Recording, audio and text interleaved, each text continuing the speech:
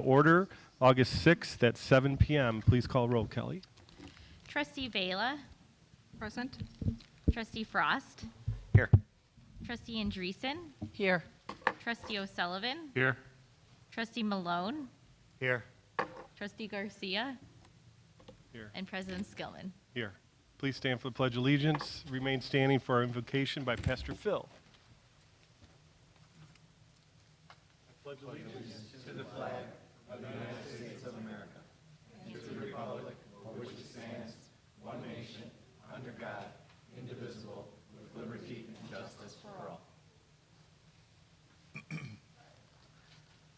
bow in prayer. Lord, we are grateful tonight for the opportunity to come together and meet and conduct the business of this village. Lord, we think of all the first responders out there in the community enjoying the event. We're thankful for each one of those that keep this community safe. As we see tragedies in other parts of the country, we're thankful for the safety you've given this village and pray that you would continue to keep this village safe and give those who are our first responders the ability to do their job and do it well. We thank you for all the employees of this village, from those who work in this building to those who are out keeping the streets and water system going. And Lord, we're just grateful for all of them and pray for safety for them all and the ability to do their job well. And so now, Lord, we just ask your blessing on all that occurs this evening. Amen. Amen. See you.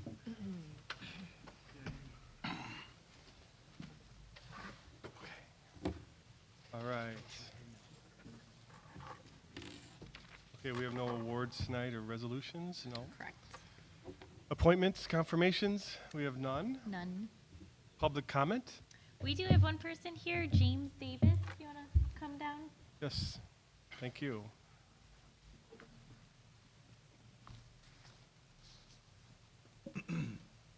President, Board, Hello. it's been a while since I've been here and on a totally different matter. But tonight I come because I live in the Indian section of Carpentersville. I knew your father quite well, sir. During the 4th of July holiday, and actually before the 1st, large things like that were being fired off on the Indian section, all over. It didn't end until the 12th of July. This little devil here was detonated less than 50 feet from a woman who's 80-some years old and is battling cancer. Hmm. The neighbor across the street, she was, oh, well, this one was stuff that I found on her lawn, but this interesting one here, I think it's called the Sweeney Weenie, was against her siding, the vinyl siding of her house. Melted.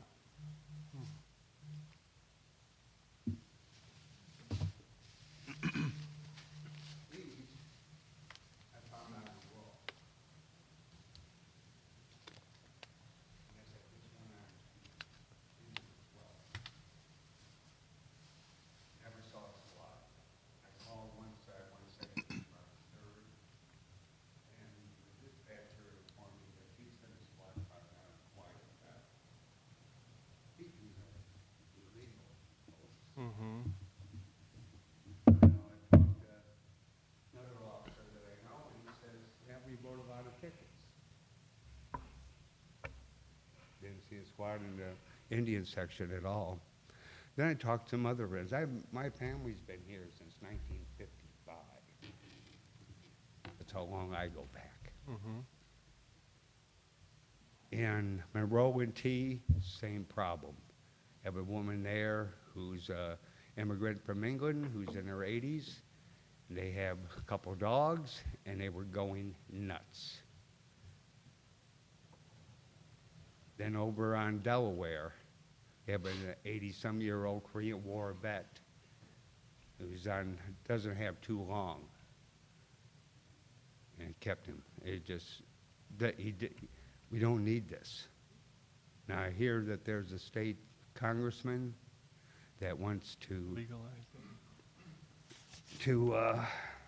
make fireworks legal. In 1972, I was picked up my girl from high school, the girl I was dating at the time, came home, and I found the house loaded with smoke. I broke out some windows, went under the smoke, got to my grandfather's room to see it is the bed tunneling. This continues, we're going to have more fires. We're going to have more people, especially the elderly, who were original owners. A lot of these people are original owners of when this was the boom town. When we had a racetrack and a go-kart track right where they got a Walmart now. That's how far I go back. This, that's her daughter from Belvedere.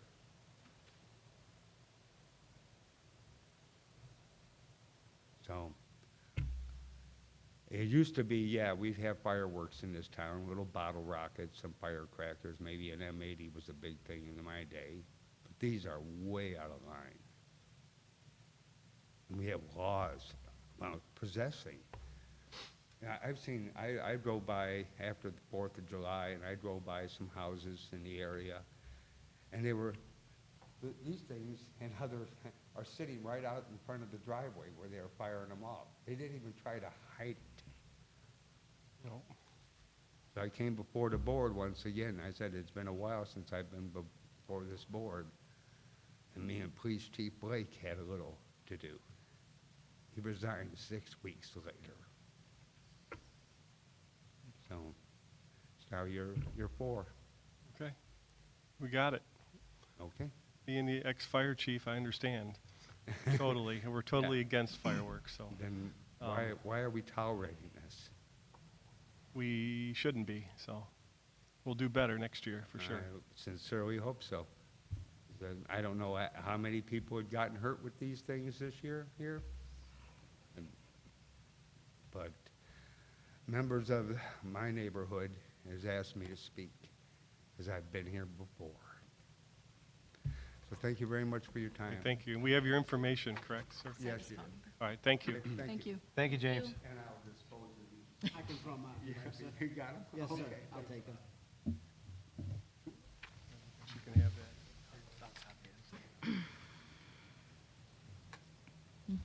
All right. Mr. Davis was the only one. Okay, you have his information? Yes. Thank you. Okay, next item, consent agenda. All items listed on the consent agenda will be enacted by one motion. There will be no separate discussions on these items unless the trustee so requests, in which the event of the item will be removed from the general order of business and considered in its normal sequence on the agenda. So we have items A through H tonight on the consent agenda. Need a motion, please? I motion. And second? I'll second. A motion, trustee Garcia, second by trustee Malone. Roll call, please. Trustee O'Sullivan, Yes. Trustee Andreessen, Yes. Trustee Frost, Yes. Trustee Vela, Yes. Trustee Garcia, Yes. Trustee Malone, Yes. and President Skillman. Yes, thank you. Motion carries. Next item on the agenda, reports of manager and staff. I'm going to invite Tom Lyons up to introduce the auditor and for the audit presentation. Thank you. For those of you who are not familiar with me, my name is Tom Lyons. Can you hear okay? I'm the village finance director. Tonight we have with us the audit team to present the 2018 audit of the village. Jim Savio, the partner with Sickage, is here to present, so I will turn it over now to Jim. Thank you. Thank you, Tom. And thanks for inviting me here today to present the comprehensive annual financial report for the village for the fiscal year ended December 31st, 2018. At this time, I want to thank Eric, Mark, Tom, Tanya, and the entire staff for all of their assistance throughout the entire audit process. Went smoothly again this year, and they were able to answer all our questions and provide us with all of the information we requested. So. What I'd like to do is point out a few of the highlights of the comprehensive annual financial report that I believe you have a copy of. I promise I won't go through every single page in the report. Thank you. And as well as I'll touch on the auditor's communication to the Board of Trustees as well, and then I'd be happy to answer any questions that you might have. So on the Comprehensive Annual Financial Report, or the CAFR, sometimes we call it. So if I say that, that's what I'm referencing. In the financial section, very first tab, or the second tab actually, the Independent Auditor's Report on page 1. We prepare this report as well as the report that follows on page 4.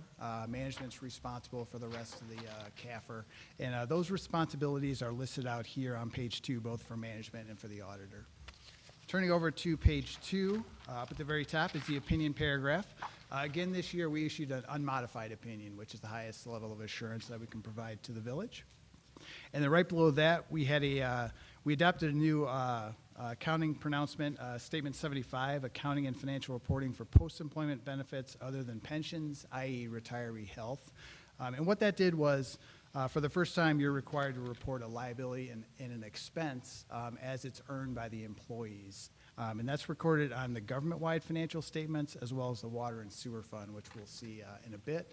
Does not affect your general fund or any of your other governmental funds. It's not recorded in those funds. Turning over to page 4, this is a report that's required because of the Grant Accountability and Transparency Act, or GATA, so that was effective this year.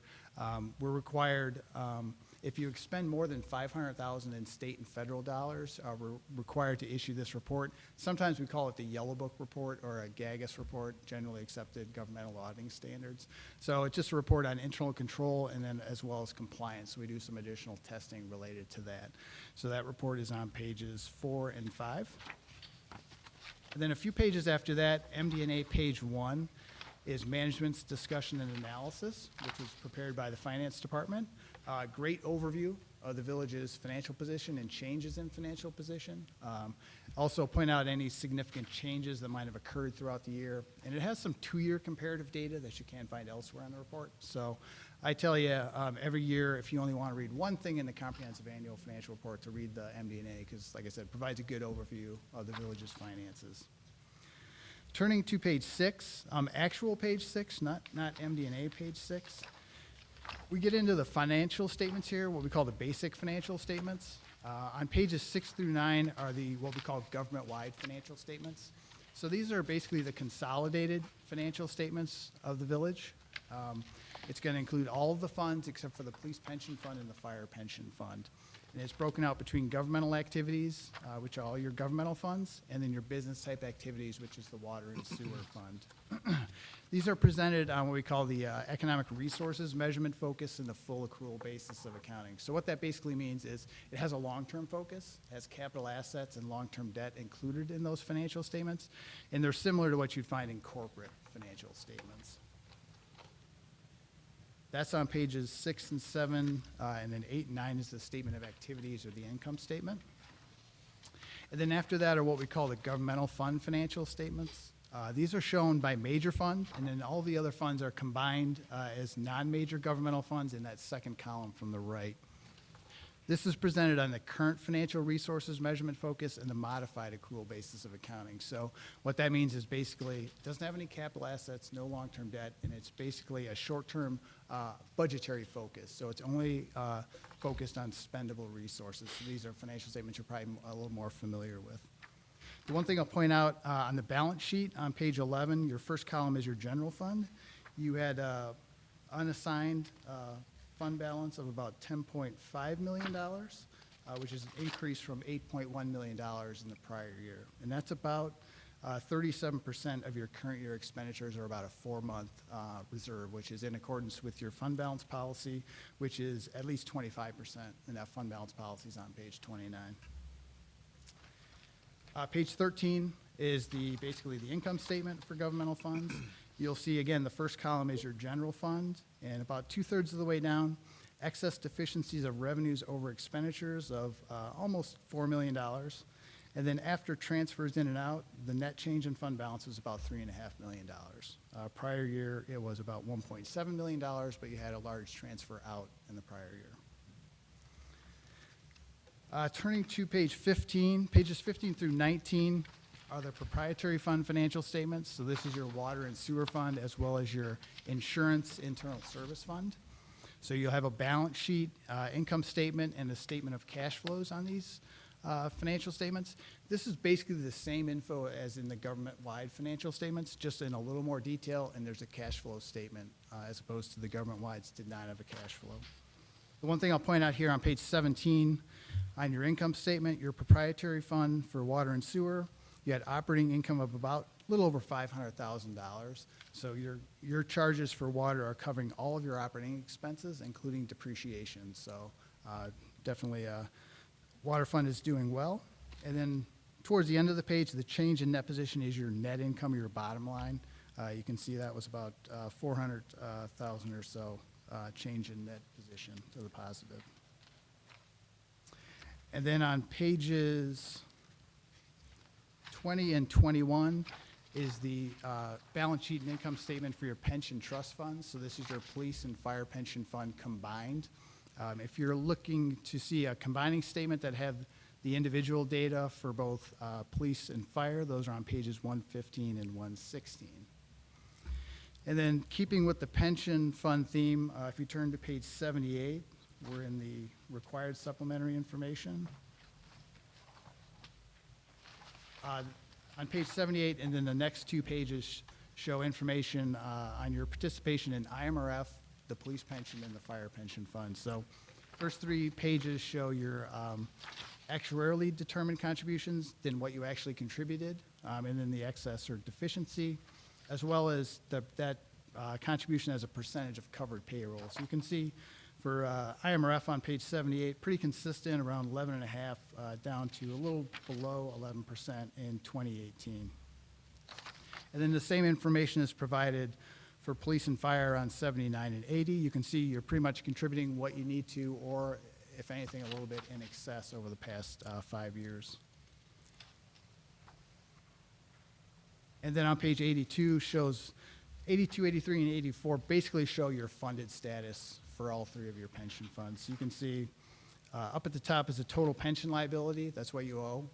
Down below is the planned fiduciary net position, which is the assets you have set aside to pay for those liabilities. And then the difference between the two is your net pension liability. And then right below that is the funded status, right below that. So you can see Illinois Municipal Retirement Fund obviously doing very well. And then on 83 and 84 is the same information for police and fire pension. Not quite as well funded, but probably around average for the state. So that's all I have on the comprehensive annual financial report. I'll point out a couple of items on the auditor's communication to the Board of Trustees, and then I will be happy to answer questions. So if you turn to the table of contents, there's some required communication that we have to have every year with the board. That's included on pages 2 through 7. Pretty routine this year, nothing out of the ordinary other than the implementation of the ASB Statement 75 that I mentioned previously. After that are what we call our adjusting journal entries. These are entries found as part of the audit process. Those are follow on pages 5 through 7. And then I'll point out, we also have to communicate what we call past adjusting journal entries. These are entries that we didn't make because they were deemed to be immaterial. We didn't have any of those, so everything that needed to be booked or adjusted was adjusted. And then after that is the communication of deficiencies, and you'll see on page 9, that starts. I want to point out there were no material weaknesses, no significant deficiencies, and then we just had one new deficiency that we noted on page 10. And then finally, on page 12 is the status of the prior year comments. And you can see that comment that recommendation was basically implemented in the current fiscal year, so that one will be dropped off of the next year's report. So with that, I'd be happy to answer any questions on these two reports. We also issued a one-page management letter that basically communicates that there was no material weaknesses. And we also issued 3 TIF reports as well. But like I said, be happy to answer any questions. Anybody have any questions? If not, we have Tanya, of course, Tom, right? Or Eric, if anybody has any questions anytime, you guys just email any of them. Drinking out of a fire hose, to be honest about it. Absolutely. Too much for this quick. So, no, I guess not, sir. Thank you. All right, yep. Thanks a lot for your time. If you do have any questions, just feel free to reach out. All right, thank you. Thank you. Okay. Moving right along. No old business? No new business today? None either. We have trustee reports today, next on the item, on the agenda. Maria? Trustee Vela, I'm sorry. Thank you. I'll get in trouble again. Just want to say that I'd like to thank all of our first responders for always being there for all of our community and keeping us safe and just being available to all of us. They work very hard. We recognize that, and we are very appreciative of everything that you guys do. Thank you. Trustee Andreessen? Yeah, actually, I had some of the residents approach me about the possibility of starting a neighborhood watch in their area. So I'm just at the beginning stages. I have no idea what this entails, so we're going to learn together. Just wanted to offer it out there. If there's anyone else that's interested, they can join with us. My email address is randreessen@seville.org. I have to look it up so I can remember. So feel free to contact me if anybody wants to add their name, and we'll all go to the police department together and learn how to do this. Thank you. Trustee Frost? We've recently had some new hires with the fire department and the police department. Welcome those new employees to the village of Carpentersville, and we're glad to see that we're building that way. Construction. We've had quite a few complaints, comments, issues regarding the construction on Huntley and 31. It takes time. Huntley Road was pretty bad. We all knew that. We all drove on it for years and years and tore it all up. Takes time to fix it. It's going to take time. Who knows, I mean, what the actual date is, but we're just going to have to deal with it. And it's not fun. I drive on it 5, 6, 10 times a day. So John and I were out the other day and heard a comment. I can leave it with you, John, or go ahead and say it. Go ahead. Yeah. Don't shout, reroute. Leave yourself some more time if you're got to go be somewhere. Hoppy Road drainage improvement has started over there on the east side. And Burgerfest is 8/17, 12 to 9, fun for the whole family. So everybody come out for that. Thank you. Thank you. Trustee O'Sullivan? Nothing to report. Thank you. You're awesome. Trustee Malone? I'm not. I just have one thing I want to mention for Pastor Ball is having his Faith Walk Harvest Center is hosting an end of summer celebration at Foxview Apartments this Friday from noon to 3. All the Foxview residents are invited. If you need more information, I'm sure Pastor would be happy to answer that. Thank you. Thank you. Trustee Garcia? Nothing to report. Okay, thank you. A little more time for me. Thanks, guys. Okay, also on the construction, so obviously we want this job done just like everybody else does in the area. I've heard from every town, every member of every village just about, and it's getting, it's not fun anymore. So I'm looking at Kevin Gray right here, our village engineer. So Kevin and I don't know if Bob's involved, but I think Eric's involved. We're looking at, with Ed, at some kind of app or something. We're going to go out and we're going to film. And if it's not happening yet, it needs to be happening. We're going to go out and film where we're at. We're going to show them, hey, we're right here on the street. This is what's going on. There's people working here. And then we're going to put it on our Facebook or whatever you want to put it on, Greg. And show people what's going on. Because, you know, I've heard everything, that people aren't working here or something, this, and that. So, okay, the message received, please. We got to handle it. We got to deal with it. We need to communicate better. Yeah, we're putting up updates on our online and stuff, but that's not good enough. So just like the fireworks tonight, I mean, let's take some pictures of that stuff and let's get it out there and say we're not going to tolerate that stuff anymore. We can do sparklers and fire. Yeah, you know, that stuff's normal. But that's kind of big. I mean, that's a, you know, we got to come up with a way. You know, we're going to find these people. We have an ordinance on this, I believe. So if we need to fine people or raise that fine for this kind of stuff, I think that'll stop people, maybe not. So it's tough, I know. The police are running all over the town. So that's my 2 items. Rock the Fox happened this weekend. Everybody knows about Rock the Fox. They had a great weekend. It was great weather. Mr. Huber was out there all weekend. Thank you for our new website. Did a great job there getting the word out, and we're just going from there. Burger Fest in 2 weeks, right? August 17th. August 17th. We're going to be handing out some fun stuff, maybe some T-shirts and stuff. So hopefully people are getting excited about our new website. So, and I've known Chief Kilborn, Chief Schillings, and they're getting it out there for us too. So we all got to be on board with this rebranding, right? So that means, Kevin, when you're out there, maybe throw a T-shirt on and act like you like it. So, all right. All right, so let's get to this weekend in our country, okay? So we all know what happened this weekend, right? And it's over, right? So everybody's already forgot about it. We're waiting for our next shooting, right? So we're ahead of it, I think. I talked to Chief Kilborn. I talked to Phil at Walmart, the manager, on Saturday right after it happened. He was in panic mode. He was like trying to get all his people in the back room to train the people that haven't been trained. And 90% of his people were trained for this type of action or whatever.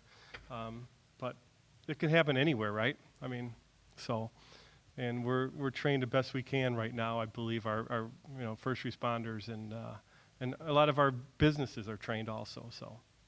So we had good news. Chief Kilborn and I had a good conversation. We got more people out in the area with police presence at the Walmart, right? Because you never know, a copycat might come by, right? Might show up. So Phil was happy.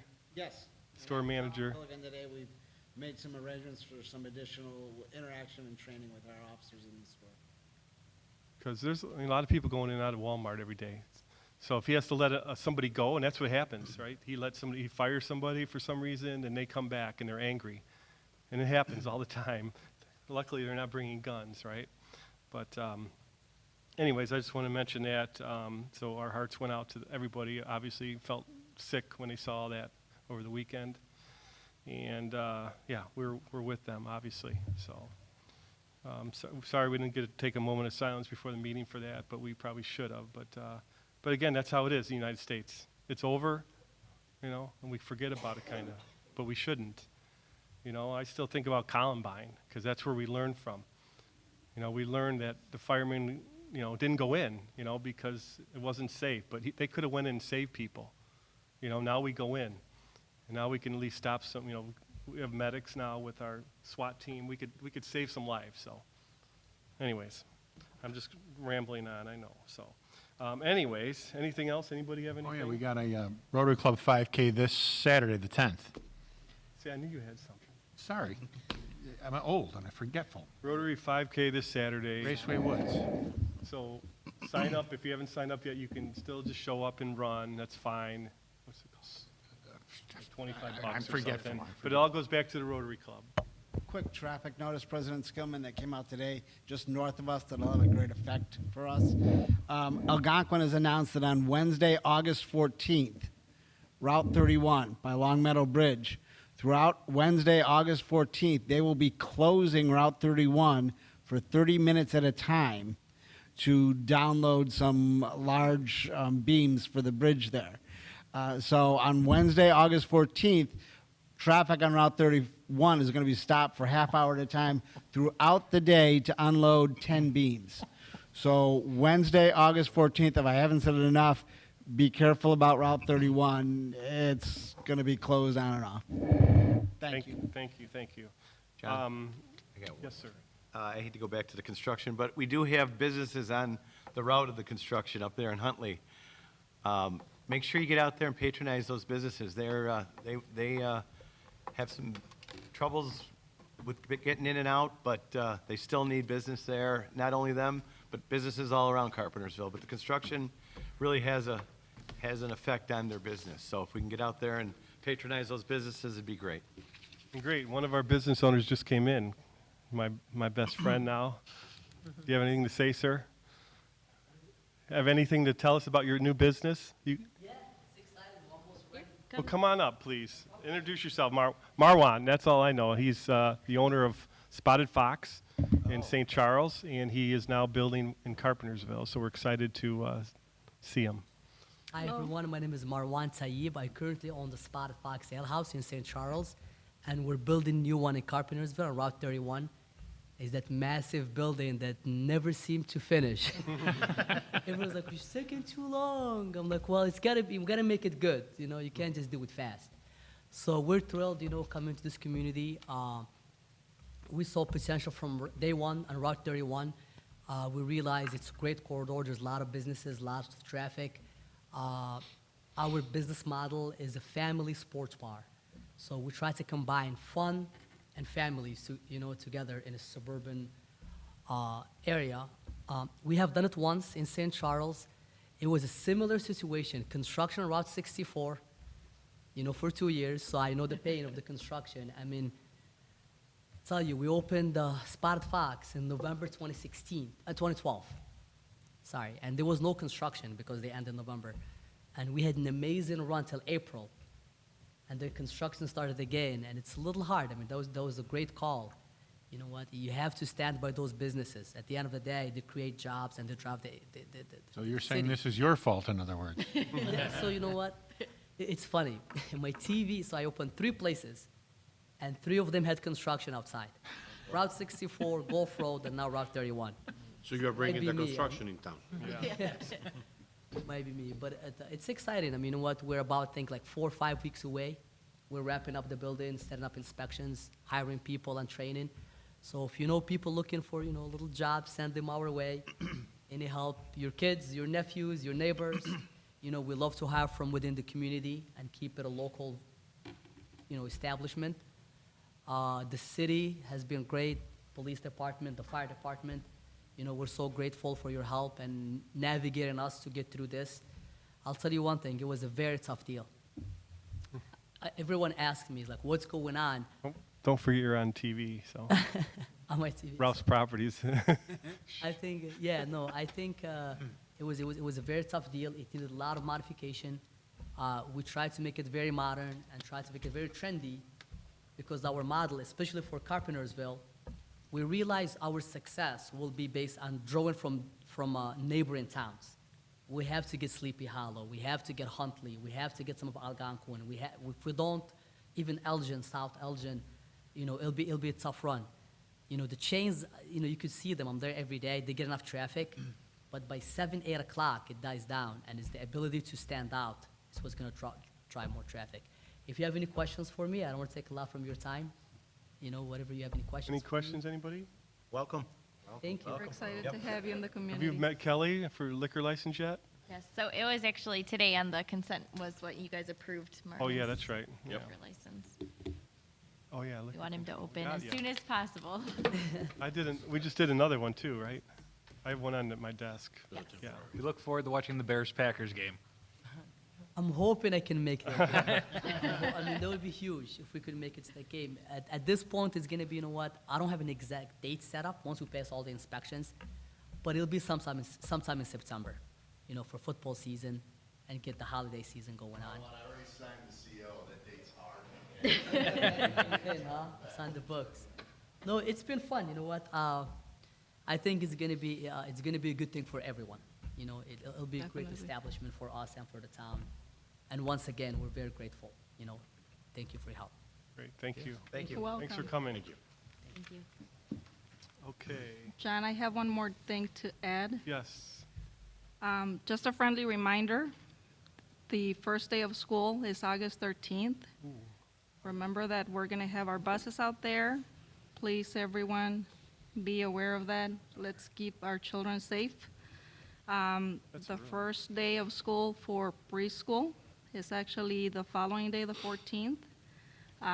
So that's August 14th for preschool at DeLacy. Let's keep everyone safe, drive safely around our schools, and just keep that in mind, please. We'll definitely put that out on our website because that's quick. That's next week. Yeah. We're not ready for that. Or I'm not. So anyways, okay, great. Thank you guys. Thanks to Public Works too for everything you guys have been doing at the park, you know, keeping it going for our fest and everything going. We're only halfway, right? So, all right. Tonight, we have no closed session. And let's see, discussing, I think we're good tonight. Motion to adjourn. I'll motion. I'll second. All in favor? Aye. Opposed?